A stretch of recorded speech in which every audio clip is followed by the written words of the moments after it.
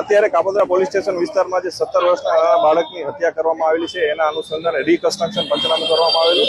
આરોપીએ કેવી રીતના બનાવને અંજામ આપેલો એ બે પંચોની હાજરીમાં રીકન્સ્ટ્રક્શન પંચનામું કરવામાં આવે.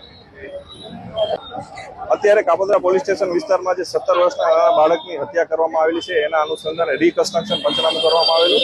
આરોપીએ કેવી રીતના બનાવને અંજામ આપેલો એ બે પંચોની હાજરીમાં રીકન્સ્ટ્રક્શન પંચનામું કરવામાં આવે. અત્યારે કાપોદ્રા પોલીસ સ્ટેશન વિસ્તારમાં જે 17 વર્ષના બાળકની હત્યા કરવામાં આવેલી છે એના અનુસંધાને રીકન્સ્ટ્રક્શન પંચનામું કરવામાં આવેલું. આરોપીએ કેવી રીતના બનાવને અંજામ આપેલો એ બે પંચોની હાજરીમાં રીકન્સ્ટ્રક્શન પંચનામું કરવામાં આવે. અત્યારે કાપોદ્રા પોલીસ સ્ટેશન વિસ્તારમાં જે 17 વર્ષના બાળકની હત્યા કરવામાં આવેલી છે એના અનુસંધાને રીકન્સ્ટ્રક્શન પંચનામું કરવામાં આવેલું. આરોપીએ કેવી રીતના બનાવને અંજામ આપેલો એ બે પંચોની હાજરીમાં રીકન્સ્ટ્રક્શન પંચનામું કરવામાં આવે. અત્યારે કાપોદ્રા પોલીસ સ્ટેશન વિસ્તારમાં જે 17 વર્ષના બાળકની હત્યા કરવામાં આવેલી છે એના અનુસંધાને રીકન્સ્ટ્રક્શન પંચનામું કરવામાં આવેલું.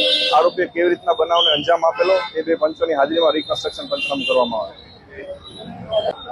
અત્યારે કાપોદ્રા પોલીસ સ્ટેશન વિસ્તારમાં જે 17 વર્ષના બાળકની હત્યા કરવામાં આવેલી છે એના અનુસંધાને રીકન્સ્ટ્રક્શન પંચનામું કરવામાં આવેલું. આરોપીએ કેવી રીતના બનાવને અંજામ આપેલો એ બે પંચોની હાજરીમાં રીકન્સ્ટ્રક્શન પંચનામું કરવામાં આવે. અત્યારે કાપોદ્રા પોલીસ સ્ટેશન વિસ્તારમાં જે 17 વર્ષના બાળકની હત્યા કરવામાં આવેલી છે એના અનુસંધાને રીકન્સ્ટ્રક્શન પંચનામું કરવામાં આવેલું. આરોપીએ કેવી રીતના બનાવને અંજામ આપેલો એ બે પંચોની હાજરીમાં રીકન્સ્ટ્રક્શન પંચનામું કરવામાં આવે.